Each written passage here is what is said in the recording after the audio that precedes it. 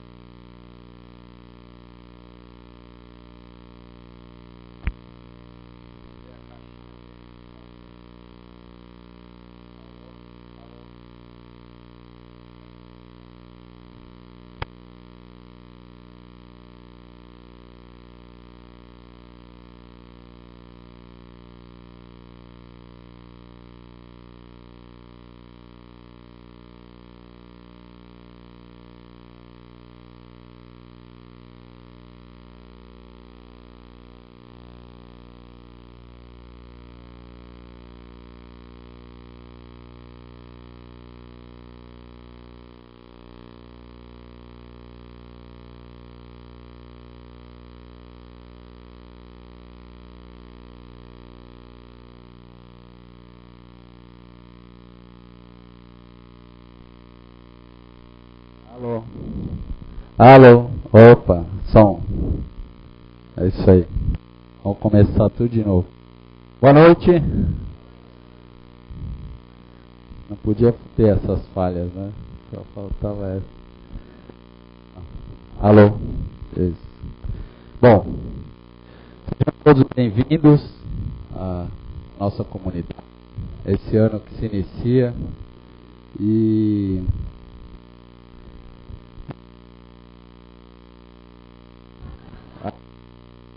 quem é? Alô? Oi? Alô? E aí?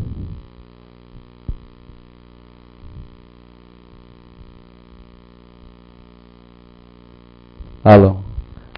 Ele está com mau contato aqui. Alô? Alô? Deu certo?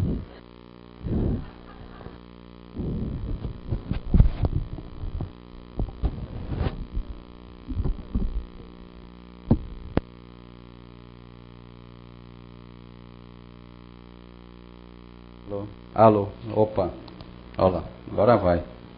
Se Deus quiser, né? E o microfone deixar. Então, pessoal, vamos lá. Vou começar antes que termine, né? Estou fazendo vocês sorrirem hoje, né? Isso é bom, começar o ano sorrindo, né? Afinidade e sintonia. Isso aqui já é uma prova, tá?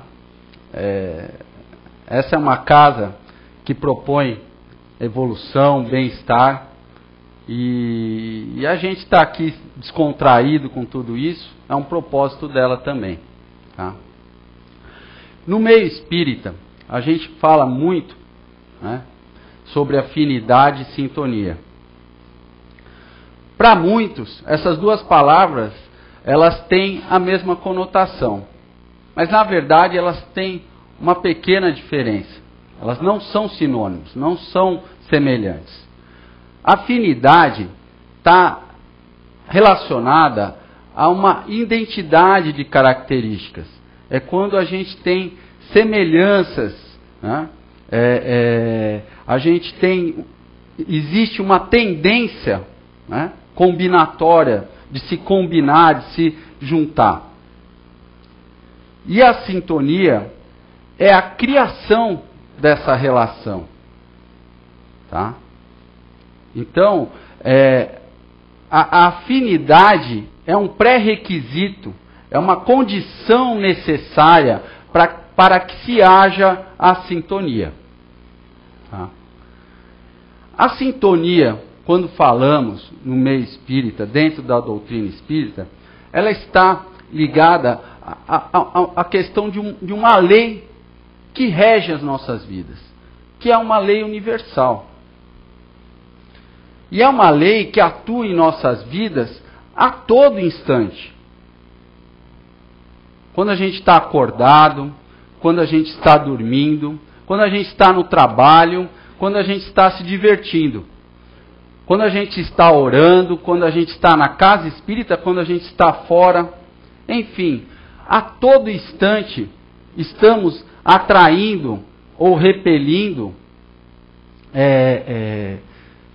pensamentos, energias, frequências semelhantes às nossas. E essa lei que rege as nossas vidas está muito ligada à nossa condição moral, ao nosso nível de consciência. Para os físicos, quando existe um corpo de metal, para fazer uma analogia, e ele está eletrizado, né, existe uma carga nele, ele está a ponto de despender essa energia que está concentrada nele. Se eu aproximo esse corpo de metal de outro corpo da mesma característica, lembrando que existe uma afinidade, né, de materiais, de transmissão de cargas, esse outro corpo que não está eletrizado, ele também vai se eletrizar. Tá certo? Então, se houver semelhança de características, vai haver uma sintonia.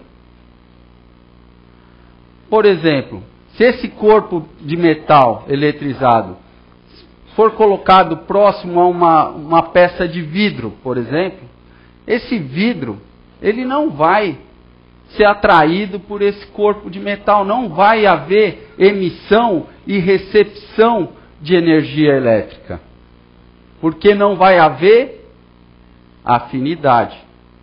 E aí, consequentemente, não vai haver sintonia. E essa lei que rege as nossas vidas, essa lei de sintonia, é algo que a gente raras vezes para pensar nela.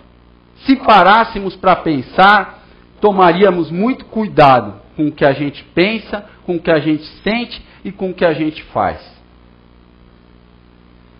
Porque em sã consciência, não desejamos o mal para nós, não é verdade? Mas muitas vezes acabamos com os nossos pensamentos, com os nossos sentimentos e os nossos atos, agindo mal para com outras pessoas. Muitas vezes inconscientemente. E a lei de sintonia vai explicar o que para nós?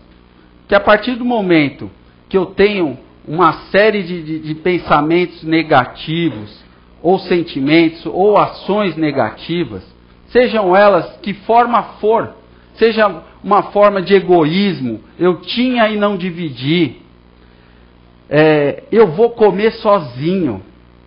Sabe aquelas coisas? sobrou só um pedaço ali do pudim na geladeira, sabe que todo mundo vai chegar do trabalho, aí você fala assim, cara, eu vou comer sozinho, não vou deixar para ninguém. São formas, desde essas pequenas situações negativas até as grandes. Quando eu sinto inveja de alguém no trabalho, poxa, ele está sendo promovido, mal entrou na empresa e eu estou aqui há 10 anos, nem me aumentaram o salário. Aí por conta disso, nessa inveja, às vezes eu saio difamando aquele colega de trabalho.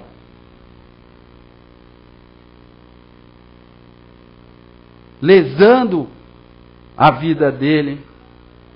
E é aquilo. A partir do momento que eu começo a disseminar na minha vida essas tendências negativas, esses pensamentos, esses sentimentos negativos, a gente vai atraindo eles para nós também. Nós vamos gerando um campo de força em torno de nós, de atração ou de repulsão. Porque a cada pensamento que a gente vai gerando, a gente vai criando uma atmosfera em torno de nós, uma atmosfera fluídica. Então, se eu vivo com pensamento de derrotismo, sabe? Aquela situação, poxa, nada dá certo na minha vida, é só comigo, só podia ser comigo, né? Quando as coisas estão boas assim, fica pensando, agora só falta, né, dar tudo errado. E aí no final acaba dando errado, e a pessoa ainda fala, viu?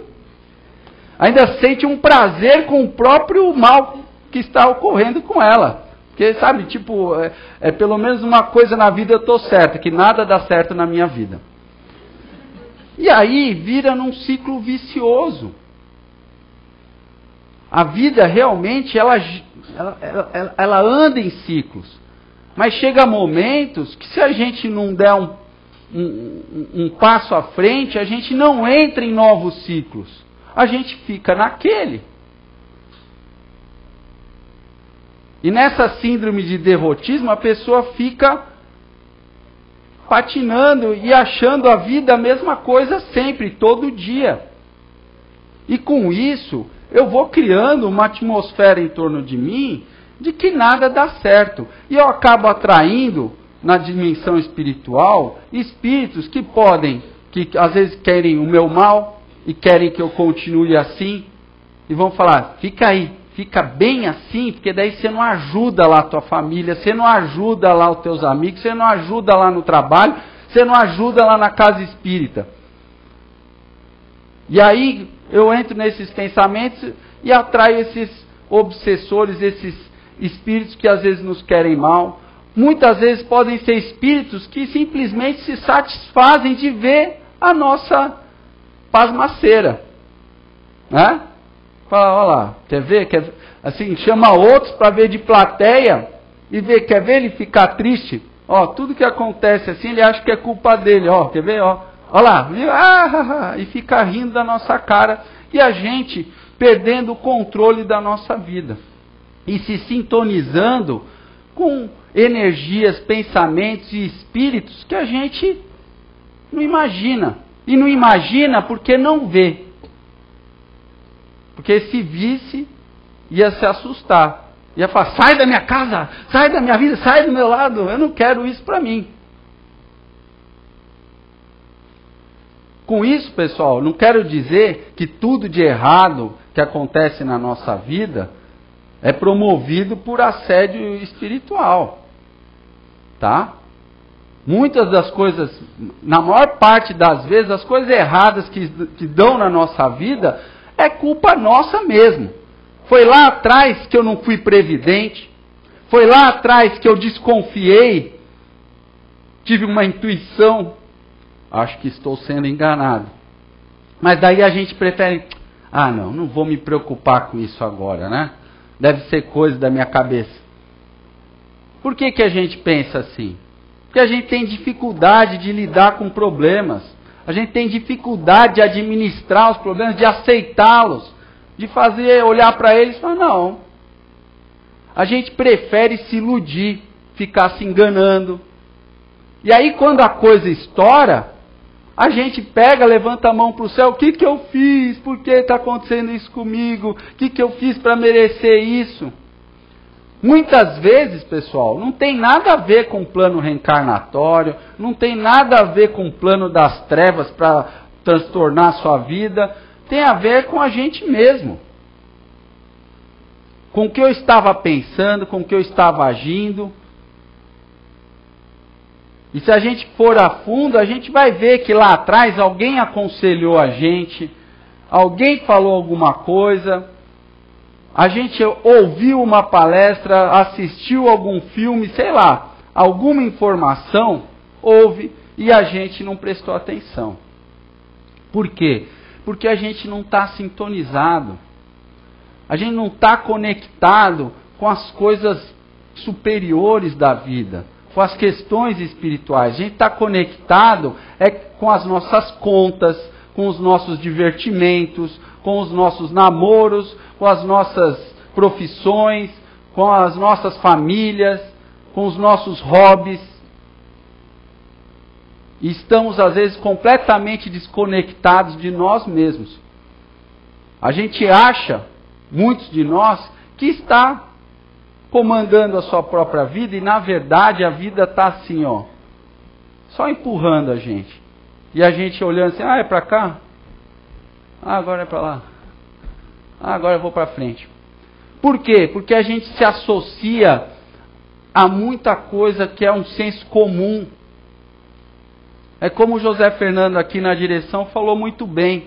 O blumenauense, por exemplo, coloca na cabeça que o status, a coisa necessária para a sua vida feliz, como é todo mundo, a maior parte das empresas tira férias coletivas, né?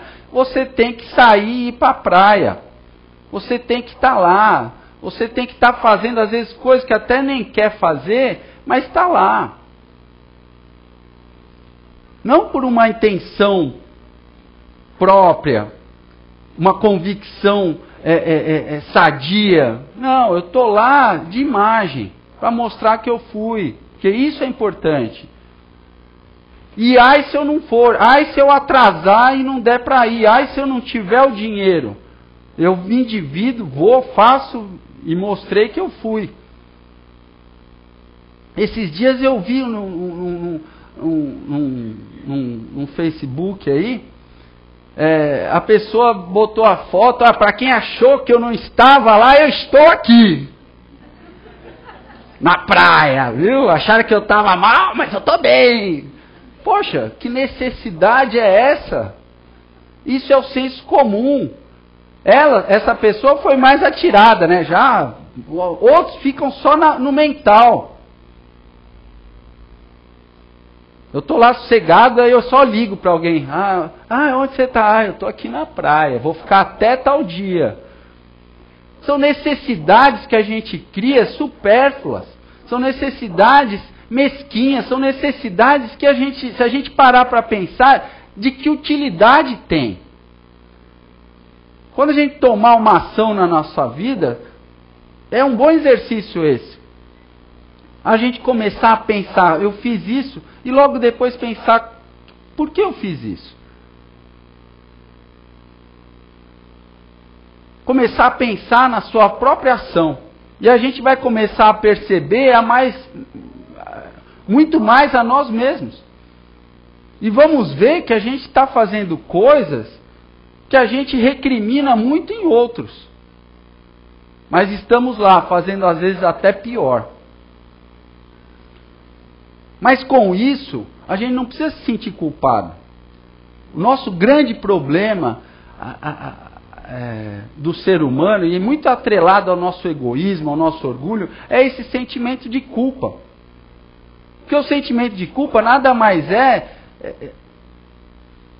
do que uma tristeza por eu não ser superior, eu não ter acertado, eu não ter sido perfeito.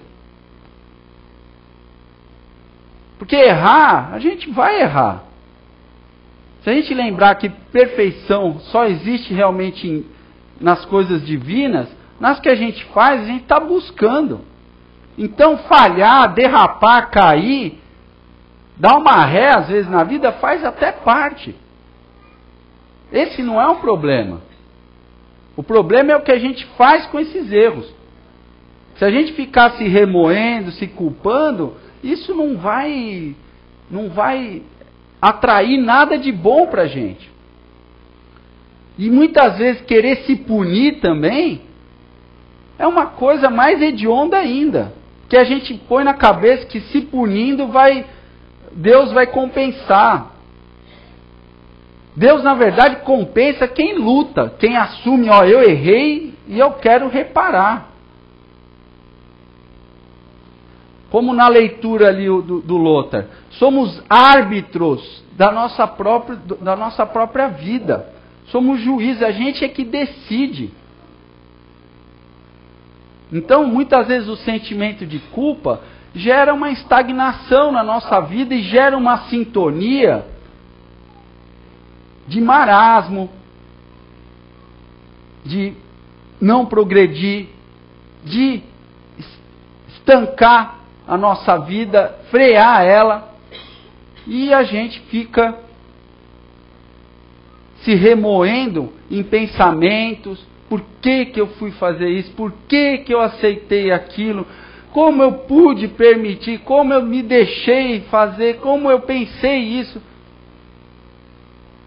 Em certo período de tempo, isso é até importante para a gente reavaliar a nossa conduta. Mas permanecer nisso não vai adiantar de nada. Só vai atrair coisas ruins se a gente persistir nisso. Porque o que o nosso mentor, o nosso anjo de guarda, os nossos espíritos familiares que estão felizes por a gente estar aqui, querem, é que a gente pegue e fala, não, eu vou acreditar, hoje eu sofri, hoje me doeu, hoje eu vi que estou mal, porque eu errei, porque eu falhei, porque eu não superei, mas amanhã eu vou tentar fazer diferente. Essa força, essa sintonia que a gente tem que buscar nas nossas vidas. A gente tem que buscar essa capacidade de perseverar, que existe em nós, mas a gente precisa crer em nós, em Deus. E isso é uma experiência que cada um de nós tem que ter. A gente não vai somar isso para nossas vidas ouvindo aqui esta palestra, lendo livros, fazendo cursos, orando simplesmente. Não, a gente tem que experienciar. E experienciar é a gente botar em prática, e principalmente não é só simplesmente ir lá e tentar, não, é você ir lá fazer e avaliar os resultados, ver o que deu, o que eu aprendi fazendo isso.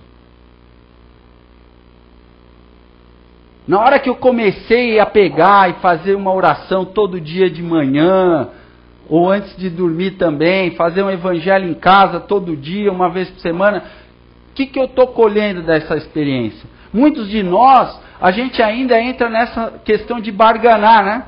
É uma troca de favores com a espiritualidade ou com Deus. Eu vou fazer um pouquinho, mas vocês também me ajudam aí, né? Nós, brasileiros, temos muito essa cultura. Infelizmente, todos nós brasileiros, do meio fácil, da questão do pouco esforço, a lei, né, da vantagem. Isso, culturalmente, para nós, afeta muito o nosso progresso moral e espiritual. Porque vocês podem ter certeza que não adianta nenhum curso, nenhum passe, nenhuma cartomante, nenhuma corrente dos 17 mil pastores da não sei o que lá. Não adianta nada disso se a gente não sair daqui, dessa porta, e dar a cara para bater, e se esforçar, em vencer a nós mesmos, em brigar com a gente quando a gente está preguiçoso em fazer alguma coisa, quando a gente está com raiva de alguém e vai lá, olha, eu te perdoo, mesmo ali dentro tendo ainda um sentimento, mas a gente se esforça. Porque essas questões de perdoar, da gente ser indulgente, a gente transformou as virtudes numa coisa santificada e inalcançável. Quando, na verdade, as virtudes são ferramentas para tornar a nossa vida melhor. A pessoa que sabe perdoar, ela não vive triste. Pensem comigo. Quem sabe perdoar não guarda mágoa. Porque quem não perdoa fica lá. Um dia vai ter troca. Vai nos lugares, fica olhando a pessoa. Olha lá, pessoa. Olha lá. Olha lá. Emanando uns raios ali de malignos, né? Tomara que a comida faça mal. Né? Ou se desgasta, chega no lugar, vê a pessoa, vamos embora. Agora quem perdoa, meu, pega. Às vezes cumprimenta, às vezes não, mas não se abala. Está aqui, meu maior inimigo. Me difamou, me roubou, me traiu, mas está lá. Agora eu vou regular minha vida, porque onde está quem eu não gosto, eu não estou.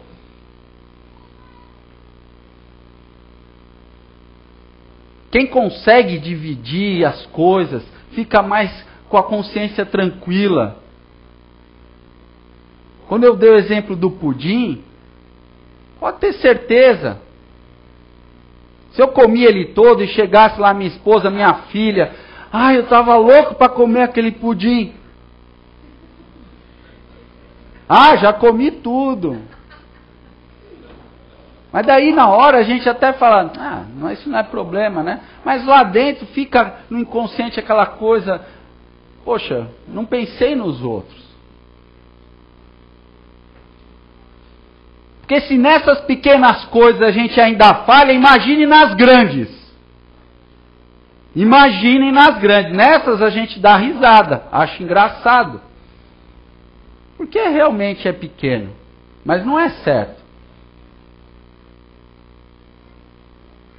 Se a gente falha ainda nessas pequenas coisas, imagine quando eu tenho que dividir meu tempo, meu sono, meu trabalho, meu dinheiro, meu descanso. Aí a coisa aperta, né? Aí já tem alguns critérios diante do meu egoísmo, né? Eu falo, não, eu tenho que dormir 8 horas, eu tenho que descansar pelo menos 2 horas depois do almoço, eu tenho que... Sábado e domingo é de lei para mim, eu não posso fazer nada, é sagrado. Almoço em família, não posso perder. Enfim, a gente cria os nossos próprios critérios, cada um, e cria uma convicção e uma crença de que aquilo é inabalável. Só que por trás tem muito o nosso egoísmo. Porque eu não quero perder a cervejada, eu não quero perder a festa, eu não quero perder o sono. E muitas vezes a gente deixa de dar provas da nossa boa intenção e de somar para as nossas vidas uma sintonia com espíritos familiares mais evoluídos, com espíritos mentores, com uma energia da parte boa da vida. Para depois, no outro dia, a gente ficar se queixando, reclamando que não tem ajuda, que não tem isso. Não é à toa que nos foi dito, ajuda-te que o céu te ajudará. E se ajudar é a gente começar a querer se perceber, é começar a querer sair dessa sintonia. Porque a sintonia, a boa sintonia, a gente não vai criar simplesmente vindo até aqui. É lá fora que a gente começa. Aqui é uma grande ajuda. Porque sozinho, provavelmente nenhum de nós consegue buscar esse progresso, ter essa cobrança de se melhorar. Então a vinda a um lugar, seja a casa espírita, seja outro, para a gente buscar um pouco de iluminação, de cobrança para as nossas vidas, é necessária. Mas é lá fora que a gente aplica o dia a dia. Muitos de nós querem fugir desse lá fora, quer fugir dos conflitos, dos problemas, Porque a gente tem um senso comum que às vezes a gente cria, não, uma vida boa é aquela vida sem problemas, é a vida sem conflitos. Isso é ilusão. Quanto mais a gente foge dessas coisas, mais elas vão acabar buscando a gente. Se é uma coisa para a gente resolver, essas situações vão acabar buscando a gente. Porque eu vou criar essa sintonia.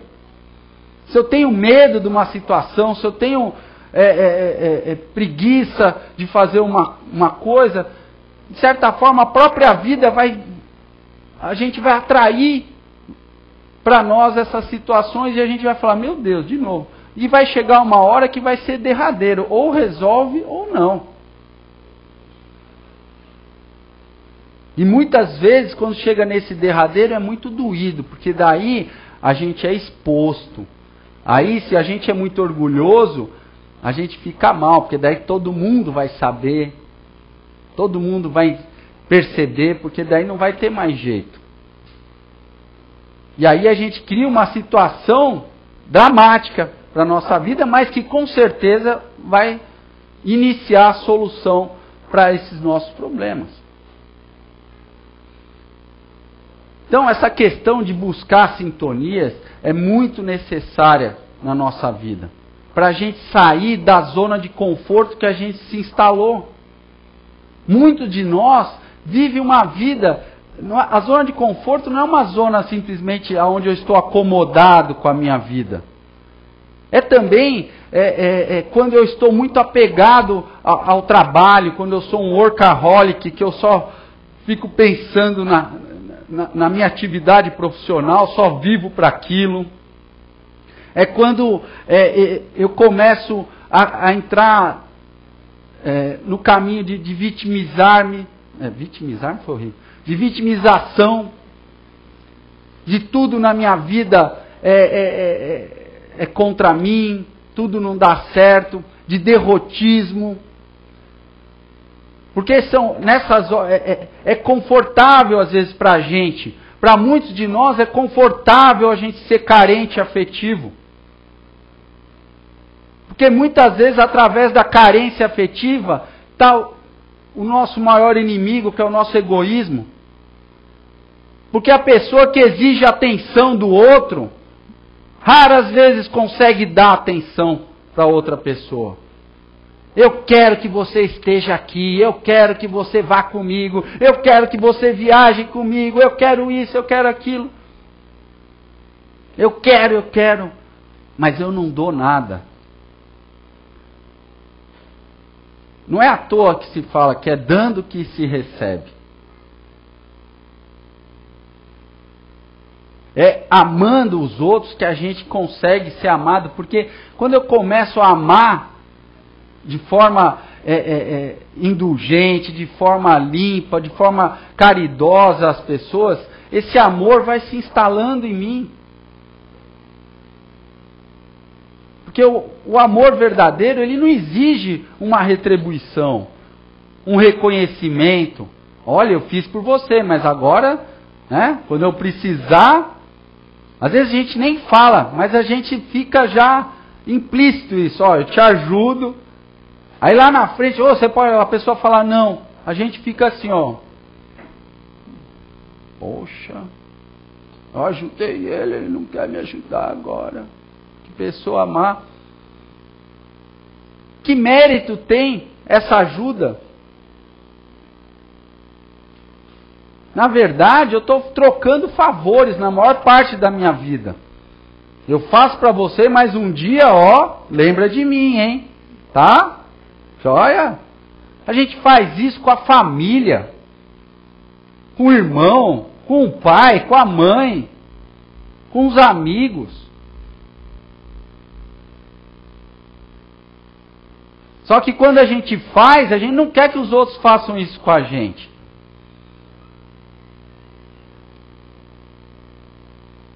Então, quando a gente tem essa carência afetiva, a gente acaba querendo ser importante na vida dos outros, mas a gente não dá importância para ninguém. E a gente entra numa sintonia muito ruim, porque nada vai estar bom para mim. Sempre vai faltar alguma coisa. Outra coisa também, muitos de nós vivem a vida como se fosse para acabar amanhã, né? Eu não meço o risco de nada, eu não guardo nada, eu gasto tudo, eu faço tudo, amanhã, quem sabe amanhã eu estou morto, né? Melhor aproveitar hoje. A vida desregrada também acaba sendo uma zona de conforto. E dentro dessas zonas de conforto que a gente cria para as nossas vidas, são as nossas crenças, que muitas vezes estão equivocadas. Equivocadas pela nossa maneira de pensar e pelo que a gente aceitou do senso comum. É o que todo mundo acha. Já que o mundo está assim, eu também.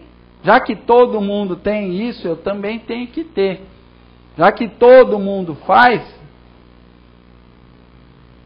eu também vou fazer. Já que todo mundo precisa ter isso, eu também vou ter isso. A gente não pode ir contra as questões que nos dão conforto. Se você tem condição de ter as coisas, de ter um barco, tenha. Mas a gente tem que saber se relacionar com isso. Eu não vivo para aquilo. Eu não vivo para ter as coisas ou para ser algo que as pessoas têm como uma imagem de ser boa ou de ser melhor. A partir do momento que a gente começa a pensar assim, que eu não começo a não dar bola se o meu vizinho faz, se o meu irmão faz, se o meu pai faz, se fulano faz, eu não faz, eu deixo de fazer, eu vou tendo controle da minha vida.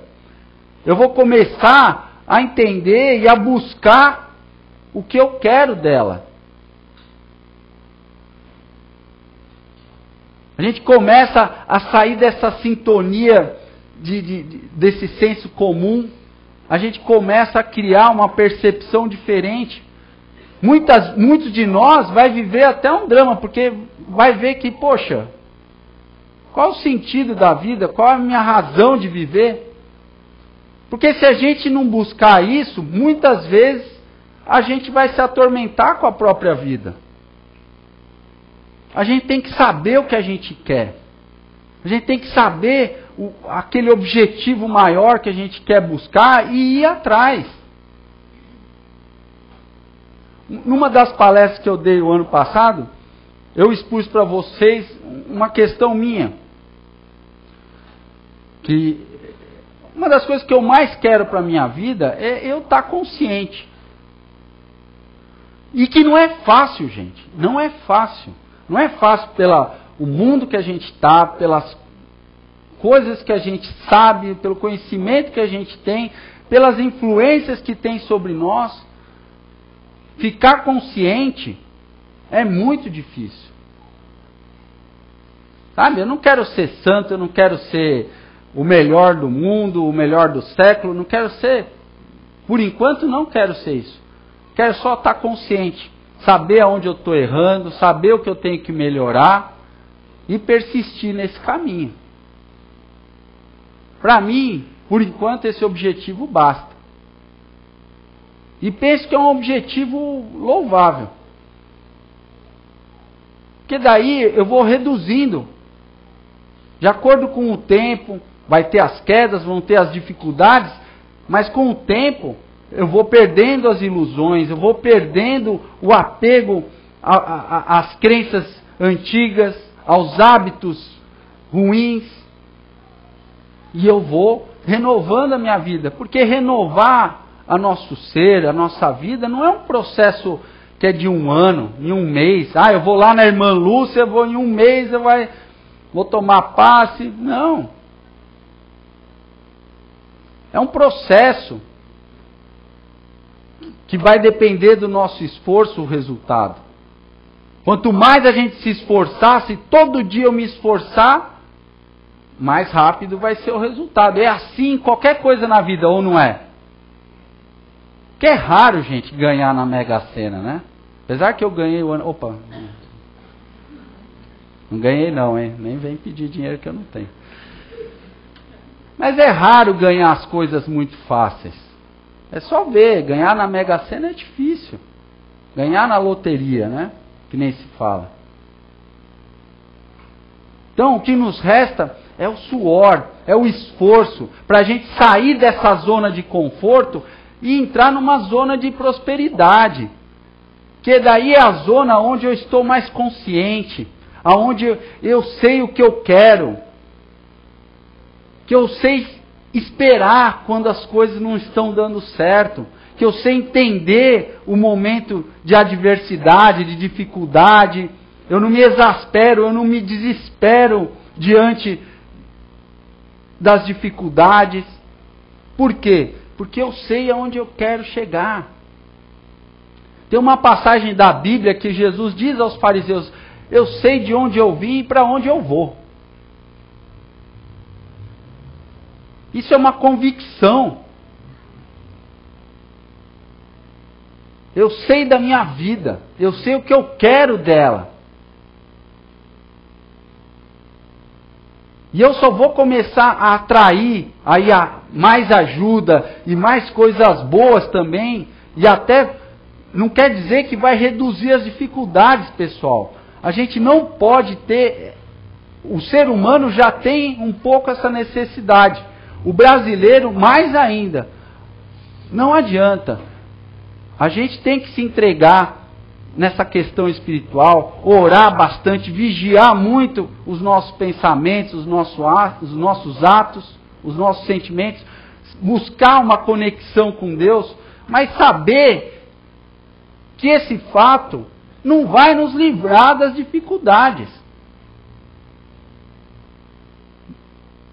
Se a gente for pensar assim, é melhor desistir mesmo.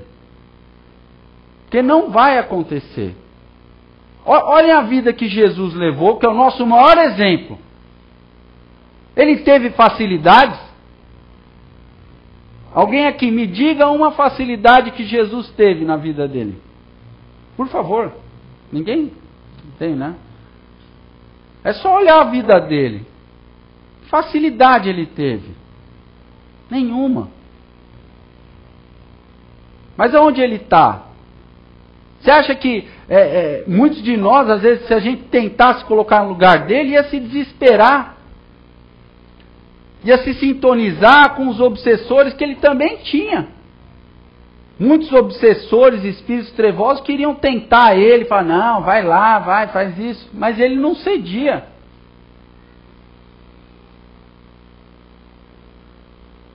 Foi uma vida cheia de dificuldades, de ciladas. Imagina que às vezes, a gente sabe de algumas, mas os fariseus viviam tentando ele, com ciladas para tornar ele um inimigo público. Imagina todo dia alguém tentando te botar numa enrascada, te difamando ali pelas costas. E ele foi o que foi, fez o que fez, e vai continuar sendo o que é. Por quê? Porque ele sabe de onde veio e ele sabe para onde vai. E é isso que a gente tem que buscar na nossa vida. Sair da zona de conforto, se sintonizando com coisas boas, assumindo um compromisso de melhora consigo mesmo e indo para essa zona de prosperidade. Para aí a gente chegar na felicidade que a gente almeja. E que vai ser aonde nós vamos encontrar qualidades que a gente desconhece desse mundo. Uma delas é sentir prazer em ajudar. Hoje a gente sente prazer quando a gente vai lá, tem uma festa, toma, né? Joga um futebol, vê um filme que gostou, se diverte, come um pudim, né? Gostoso. Isso são formas de prazer. Agora pensem comigo. E quando eu começar a sentir o prazer em ajudar alguém, em ser útil de uma outra forma? É um sentimento que é um pouco distante da gente, né? Mas um dia a gente vai chegar lá. E um dia a gente vai se sentir muito bem com o que a gente é e a gente vai saber para onde a gente vai. Pessoal, obrigado aí. Uma boa noite para vocês e uma boa semana.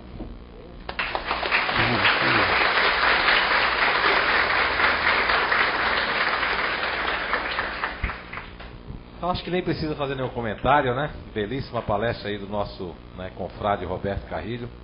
E avisando para os internautas aí que a gente vai estar melhorando o nosso sistema aí. O Alamar até tem dado um coach aí para nós aí, orientando aí a nossa turma, já que ele é uma pessoa bastante experiente na área.